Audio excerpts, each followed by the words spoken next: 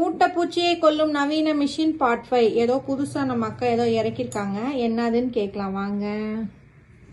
இது வந்து விளக்குக்கு போடுற திரி, ஃப்ளோட்டிங் திரி.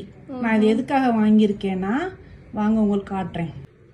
இது மாதிரி ஃப்ளோட்டிங் திரி இதுக்காக தான் வாங்கியிருக்கேன் நான். இப்போ நம்ம கார்த்திகை தீபம்லாம் வச்சோம்னா திரி வச்சோம்னா ஃபுல்லா லீக் ஆகும். நம்ம இதுல பாருங்க எவ்வளவு எண்ணெய் ஊத்திருக்கோம். ஊத்தினாலும் மேலாக ஃப்ளோட் ஆகுதா, திரியும் வேஸ்ட் ஆகாது, எண்ணெயும் நமக்கு லீக் ஆகாது. அதுக்காக நான் டெஸ்ட் பண்றதுக்கு வச்சிருக்கேன். இது எவ்வளவு நேரம் எரியுதுன்றதை உங்களுக்கு நாங்க அடுத்த வீடியோல அப்டேட் பண்றோம்.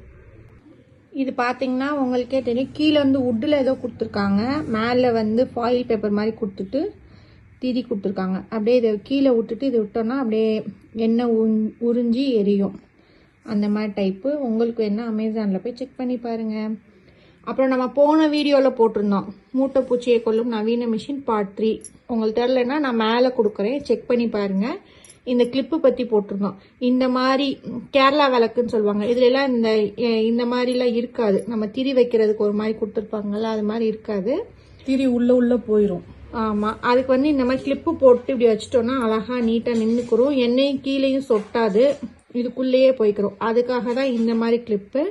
வீடியோ வேணா செக் அவுட் பண்ணி. நம்ம நார்மல் குத்து விளக்கு யூஸ் பண்ணிக்கலாம், கிளிப் டைப் தானே, எல்லா குத்து விளக்கு யூஸ் பண்ணிக்கலாம். ஈவன் நம்ம காமாட்சி விளக்கு கூட நம்ம யூஸ் பண்ணிக்கலாம். நீங்களும் இதை செக் பண்ணி பாருங்க. அந்த வீடியோவும் போய் பாருங்க. பாய்.